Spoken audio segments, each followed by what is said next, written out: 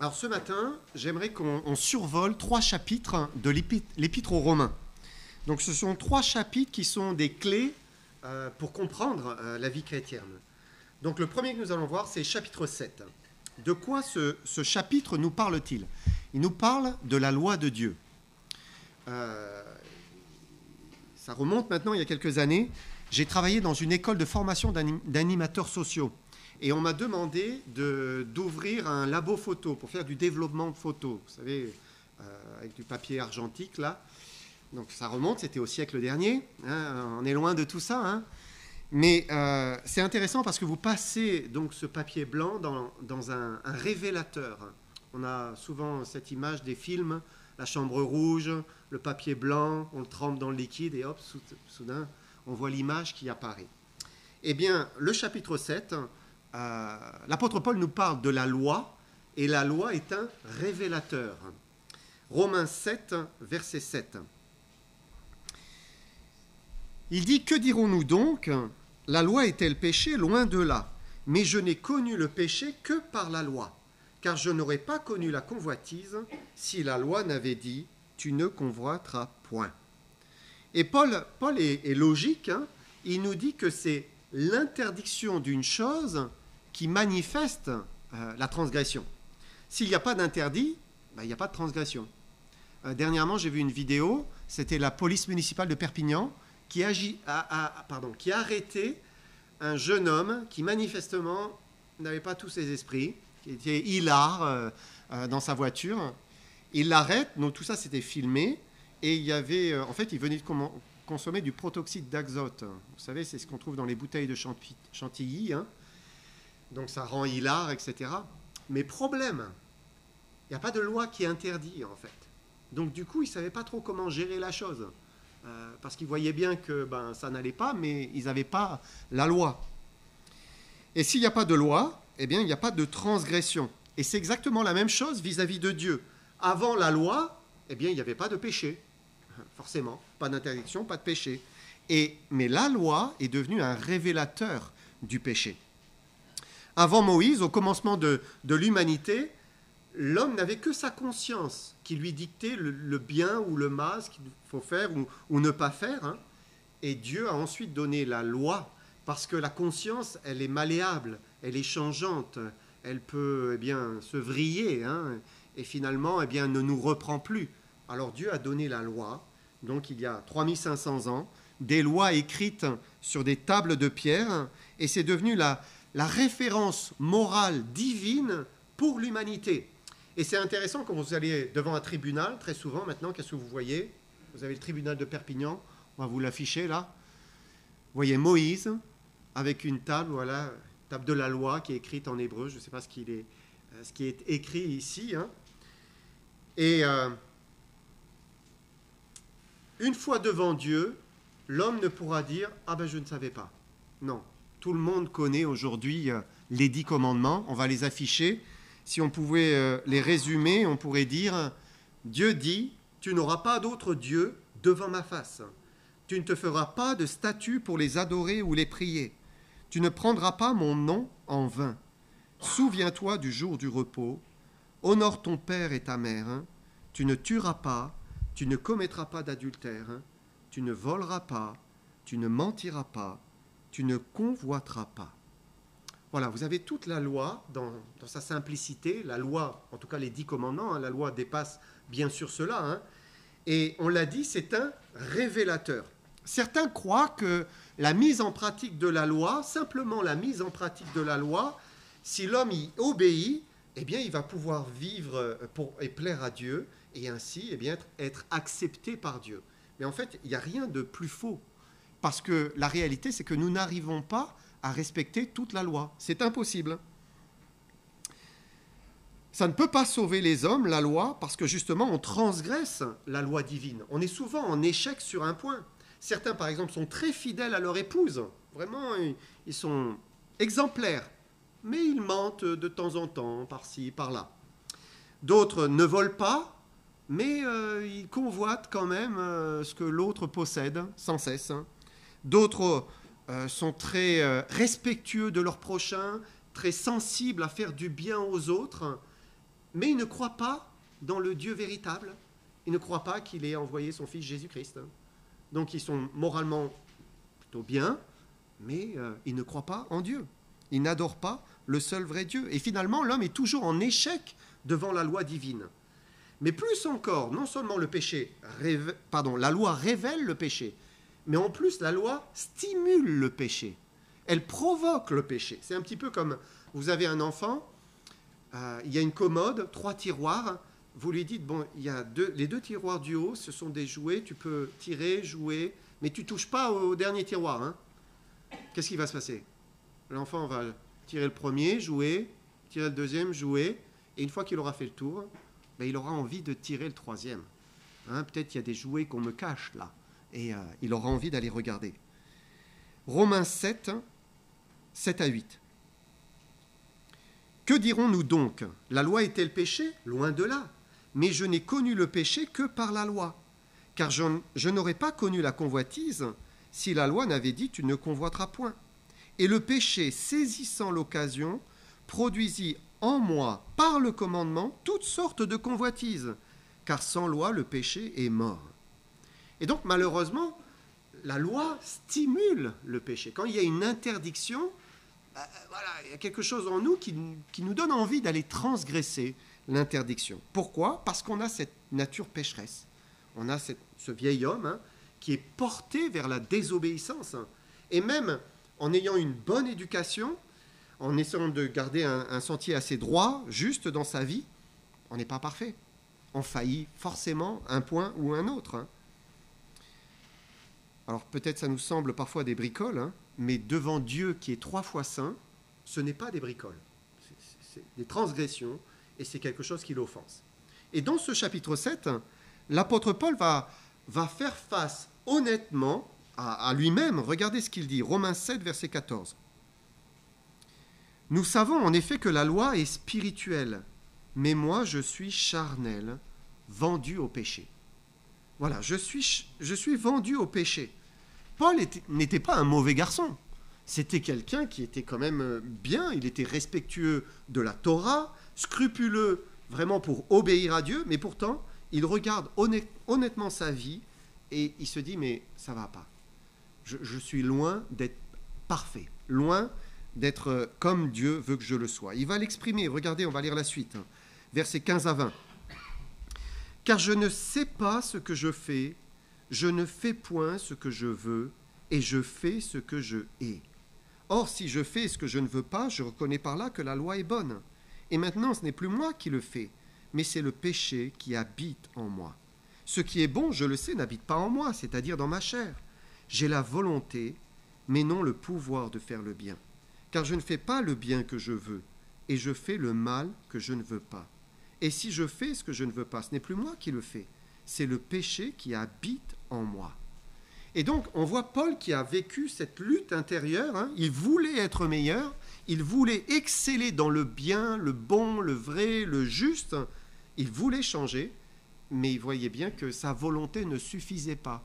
Il voulait, mais il n'avait pas la puissance, il n'avait pas le pouvoir de réellement changer. Un peu comme un fumeur qui veut arrêter de fumer et il n'y arrive pas. Comme quelqu'un de colérique qui voudrait arrêter de se mettre en colère et qui n'y arrive pas. Ou bien comme quelqu'un qui est égoïste, qui voit bien qu'il est égoïste, mais qui n'arrive pas à changer en fait. Il est tourné vers lui-même. Paul dit donc, le péché habite en moi, je suis vendu au péché, le mal est attaché à moi. Mais ce n'était plus ce qu'il voulait. Il avait conscience que le mal était attaché à lui, mais il voulait changer. Il voulait d'une autre vie. Alors il dit, verset 24, il dit, « Mais misérable que je suis, qui me délivrera de ce corps de mort ?» Est-ce que vous êtes fatigué du péché dans votre vie?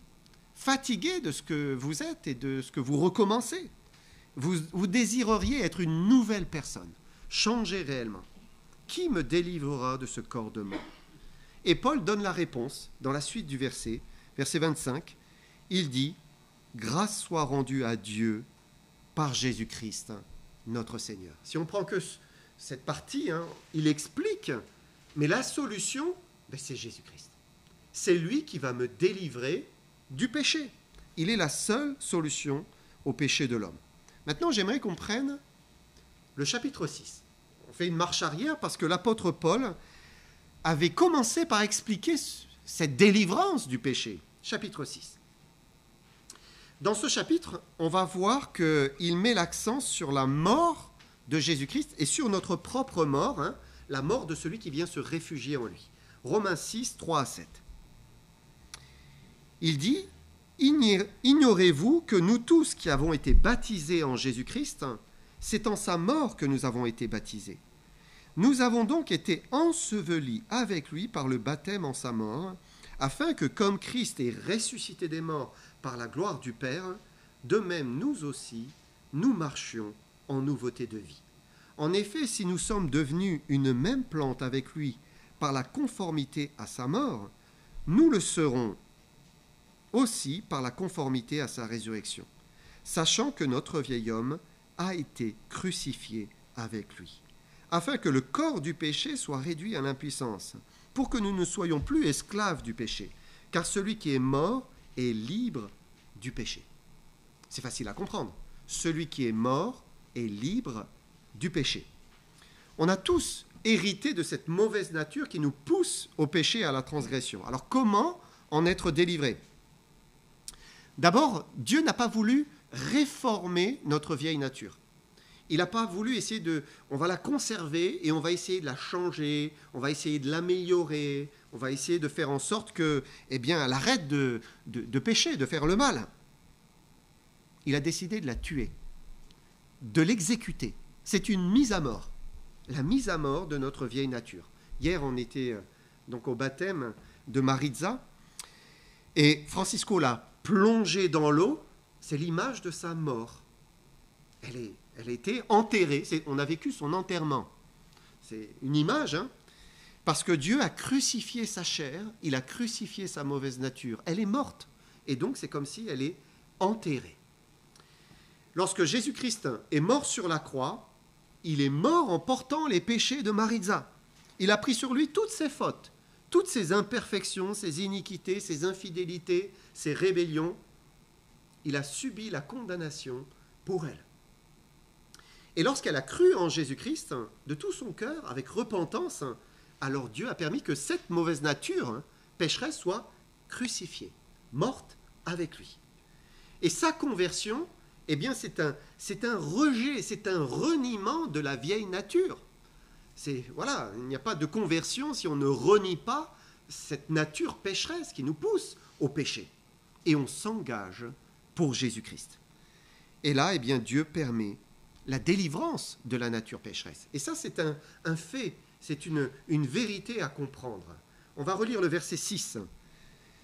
Il dit « Sachant que notre vieil homme a été crucifié avec lui, afin que le corps du péché soit réduit à l'impuissance, pour que nous ne soyons plus esclaves du péché. » Paul le dit pour ceux qui ont cru en Jésus-Christ pour leur salut. Dieu a opéré une exécution spirituelle, une mise à mort. Il dit le vieil homme a été, c'est du passé, il a été crucifié. Donc c'est un fait passé, réalisé, terminé. Lorsqu'on se convertit à Jésus-Christ, lorsqu'on lui donne tout notre cœur, Dieu prend notre vieil homme, notre vieille nature, et il la place sur la croix avec Jésus-Christ d'une manière spirituelle. Nous sommes morts avec Christ. Dieu règle ainsi la puissance. Vous savez, cette nature pécheresse, des fois on le vit, on voudrait être délivré d'un péché, nous n'y arrivons pas. C'est puissant, cette nature qui nous attire vers le péché. Dieu règle cela. Il règle définitivement, afin que le corps du péché soit réduit à l'impuissance, qu'il n'ait plus de puissance. Parfois, aujourd'hui c'est triste, mais on voit des terroristes un peu fous prendre un couteau et puis aller attaquer des militaires ou aller attaquer la police. Et les forces de l'ordre, quand ils voient cet homme qui s'avance vers eux avec un couteau, parfois ils n'ont pas d'autre choix que de sortir leur arme et de l'abattre. Et l'homme tombe par terre. Parce qu'un homme mort, ben, il n'est plus dangereux. Un mort, il ne fait plus de mal. Un mort ne pêche plus. C'est fini, c'est terminé. Et ça, c'est ce que Dieu fait avec notre nature pécheresse. Il fait en sorte qu'elle soit morte. Elle a été crucifiée avec Christ. Et si elle est morte, ben, elle ne peut plus nous pousser au péché. C'est fini, c'est terminé. Ainsi, pour être délivré du péché, il faut comprendre que nous sommes morts avec lui. Nous avons été crucifiés. C'est un fait. Paul dit donc aux chrétiens, Romains 6, 11 à 13, il dit « Ainsi vous-même, regardez-vous comme morts au péché et comme vivants pour Dieu en Jésus-Christ. Que le péché ne règne donc point dans votre corps mortel et n'obéissez pas à ses convoitises. Ne livrez pas vos membres au péché comme des instruments d'iniquité, mais donnez-vous vous-même à Dieu comme étant vivants de mort que vous étiez, et offrez à Dieu vos membres comme des instruments de justice. » En fait, de quoi il nous parle là ? Il nous parle de la consécration. C'est la consécration. Il dit « Ne livrez pas vos membres au péché, donnez-vous vous-même à Dieu. » Il est question d'offrir sa volonté, d'offrir son corps, d'offrir ses membres, d'offrir ses mains, d'offrir ses lèvres, d'offrir sa vie à Dieu. Je m'offre à Dieu. Si on a cru, si on s'est repenti, en lui demandant de nous sauver, eh bien, il faut se consacrer maintenant à lui. D'une manière pratique, eh bien, le matin, quand on se lève, on a son culte avec le Seigneur, eh bien, c'est lui dire, Seigneur, je veux vivre pour toi aujourd'hui. Je veux marcher avec toi aujourd'hui, parce que tu t'es offert pour moi. Seigneur, je veux m'offrir à mon tour à toi. Je t'offre mon corps, je t'offre mon âme, je t'offre ma journée. Ce que tu veux que je fasse, je veux le faire. Conduis-moi par ton esprit. Étant mort à son ancienne vie, le chrétien peut désormais entrer dans sa nouvelle vie pour Dieu, pour lui plaire, pour faire ce qui lui est agréable. Offrez à Dieu vos membres, dit l'apôtre Paul, comme des instruments de justice.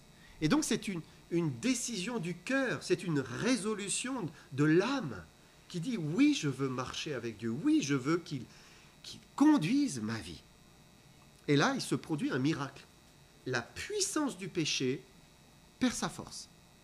Verset 14, il dit « Car le péché n'aura point de pouvoir sur vous, puisque vous êtes non sous la loi, mais sous la grâce. » Et en comprenant que nous sommes morts, en prenant la décision de vivre pour Dieu, on est libéré de la loi qui excite le mal, le péché. Hein.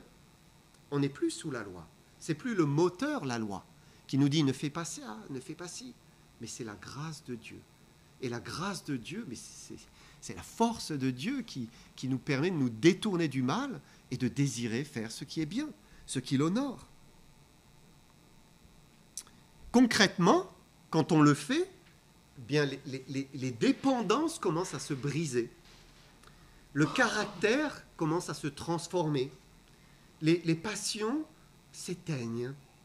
Les désirs changent. Et un esprit de bonne volonté nous soutient. C'est merveilleux. Alors pour terminer, on arrive maintenant au chapitre 8 qui nous l'explique. Romains 8, versets 1 à 4.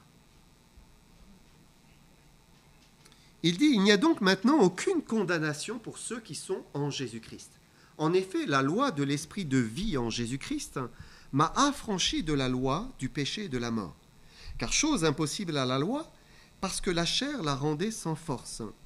Dieu a condamné le péché dans la chair en envoyant à cause du péché son propre Fils dans une chair semblable à celle du péché.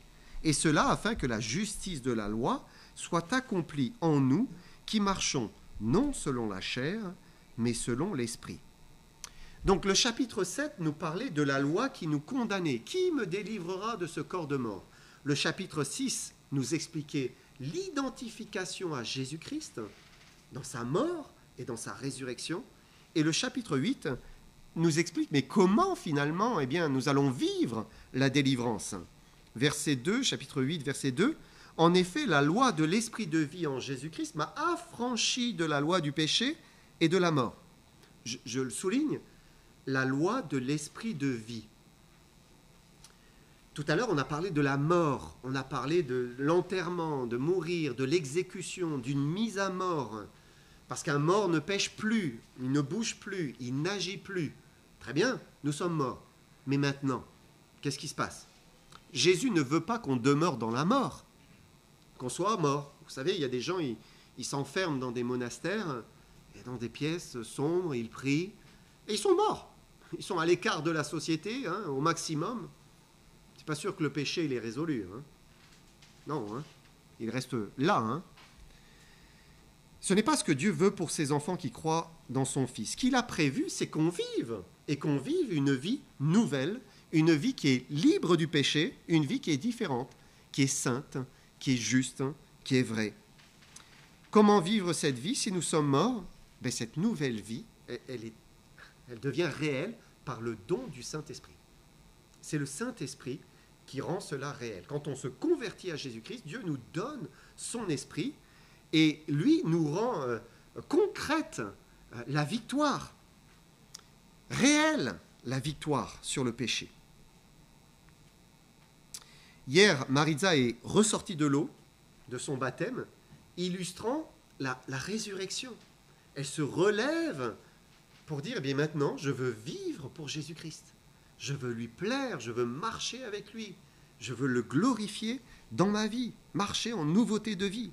Et ça, c'est ce qui se passe dans le cœur de l'enfant de Dieu qui se consacre à Jésus-Christ. Il se regarde comme mort, c'est fini, je ne veux plus continuer à nourrir le péché, et il veut désormais marcher avec Christ, vivre en nouveauté de vie. Romains 8, verset 4.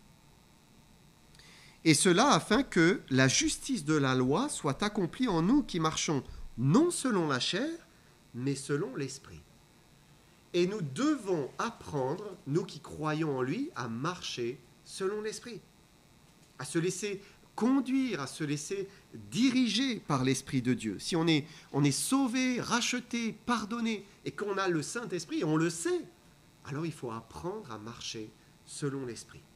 Apprendre à être sensible à sa voix, à se diriger, à se laisser diriger par lui. Nous sommes toujours des pécheurs, mais nous avons la possibilité de marcher selon l'Esprit. En sorte que ce n'est plus nous qui vivons, mais c'est Jésus-Christ qui vit par son Esprit en nous. Regardez ce que dit l'apôtre. Romains 8, verset 9. Pour vous, vous ne vivez pas selon la chair, mais selon l'Esprit, si du moins l'Esprit de Dieu habite en vous. Si quelqu'un n'a pas l'Esprit de Christ, il ne lui appartient pas. Qu'est-ce que ça signifie? Qu'il n'y a que deux sortes de personnes. Ceux qui ont reçu l'Esprit, parce qu'ils ont cru en Jésus-Christ de tout leur cœur, ils lui ont donné leur vie, et ceux qui ne l'ont pas reçu, ou pas encore reçu. On peut espérer qu'ils le reçoivent. Donc, il n'y a que ces deux personnes. Donc, soit l'Esprit habite en nous, et dans ce cas, il faut apprendre à marcher avec lui, soit il n'est pas là, et dans ce cas, il faut venir à Jésus-Christ. Si quelqu'un n'a pas l'Esprit de Christ, il ne lui appartient pas. Romains 8, versets 10 à 11. Et si Christ est en vous, le corps, il est vrai, est mort à cause du péché, mais l'esprit est vie à cause de la justice. Et si l'esprit de celui qui a ressuscité Jésus d'entre les morts habite en vous, celui qui a ressuscité Christ d'entre les morts rendra aussi la vie à vos corps mortels, par son esprit qui est en vous. Donc il le répète, si Christ est en vous, si son esprit est en vous, par son esprit qui est en vous, parce que Dieu donne le Saint-Esprit à ceux qui ont réellement cru en lui, pour qu'on vive de sa vie, la vie nouvelle. Il veut nous apprendre la marche dans la dépendance du Saint-Esprit, dans l'obéissance au Saint-Esprit, pour nous libérer de la nature pécheresse. C'est le seul moyen. Nous sommes morts, nous nous regardons comme morts, et nous disons, Seigneur, je veux marcher avec toi maintenant. Et là, nous sommes libérés. Verset 13, si vous vivez selon la chair, vous mourrez. Mais si par l'Esprit vous faites mourir les actions de corps, vous vivrez. Et le chrétien a toujours deux chemins devant lui. Il a deux journées possibles. Vous avez 2 journées chaque jour possibles devant vous. L'une, eh bien, vous négligez le Seigneur. Vous faites très très vite votre culte parce que vous n'avez pas trop envie ce matin. Vous n'avez pas trop envie de lire, pas trop envie de prier. Et là, eh bien, vous entrez dans une journée où forcément, eh bien, la nature pécheresse va apparaître. Elle va se manifester. Vous allez vous énerver plus facilement. Vous allez manquer de patience. Vous allez prendre des mauvaises décisions. Parce que la communion, elle est coupée. Vous n'êtes pas dans la vie, dans la nouvelle vie. Vous êtes dans l'ancienne. Dans celle qui normalement est en croix, crucifiée. Mais vous vivez dans la chair. Et celui qui marche selon la chair, il meurt. Il est comme un mort. Vous savez, la mort, c'est la séparation de Dieu. Les morts, sans Christ, sont séparés éternellement de Dieu. Mais le chrétien qui vit dans la chair, c'est comme s'il est mort, quoique vivant. Mais il est mort parce qu'il est séparé de la communion. Il n'est pas dans la communion avec son Seigneur. Ou bien le chrétien, quand il entre dans sa journée, il peut se consacrer au Seigneur. Il fait le choix. Je veux vivre pour toi, Seigneur. Je veux me regarder mort avec toi, crucifié avec toi et vivant par toi. Et là, il entre dans une journée qui est complètement différente. Il laisse le Saint-Esprit, Seigneur, contrôle-moi, dirige-moi, oriente-moi, je veux faire ta volonté, prendre les bonnes décisions. Et chaque fois qu'un embranchement est devant lui, Seigneur, mais j'ai un petit doute là, qu'est-ce que je fais?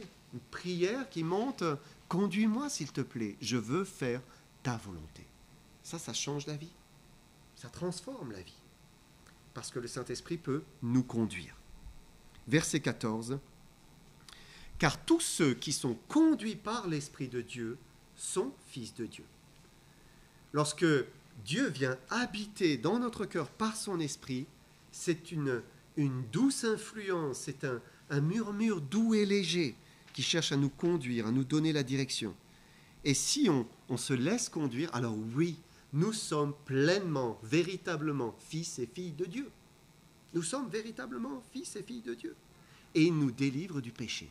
Il nous change dans notre être. Nous ne sommes plus les mêmes.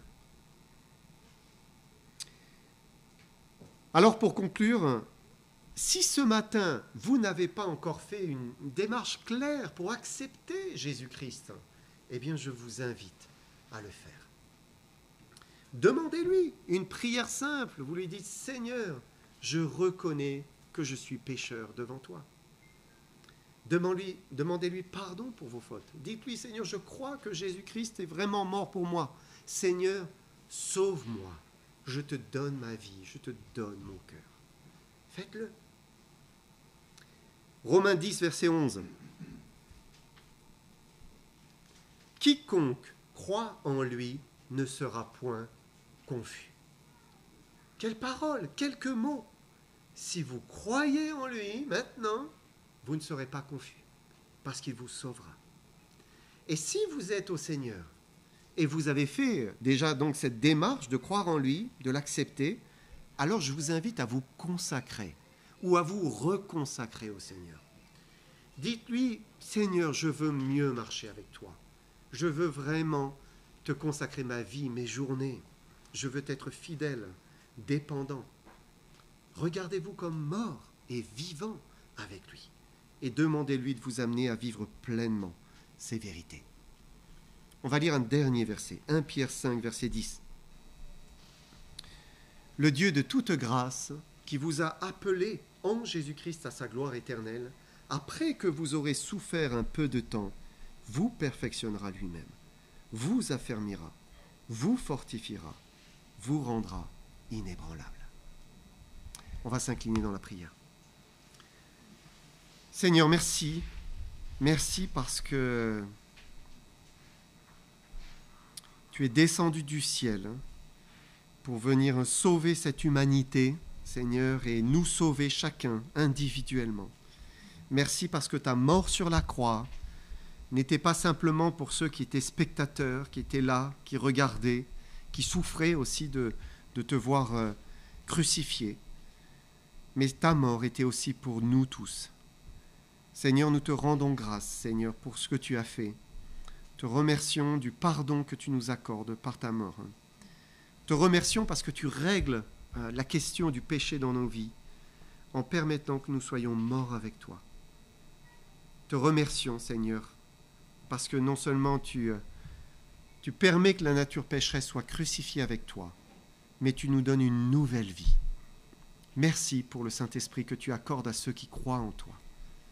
Merci, Seigneur, de continuer à sauver, Seigneur, et que tu puisses accueillir tous ceux qui n'ont pas encore fait ce pas avec toi. Seigneur, nous te demandons de continuer à sauver dans ta grâce. Et nous te prions, Seigneur, pour que tu nous aides tous à marcher avec toi, à nous consacrer à toi, à te donner notre vie chaque jour, pour que toi tu vives, pour que Christ vive en nous. Seigneur, nous te le demandons. Au nom de Jésus-Christ. Amen.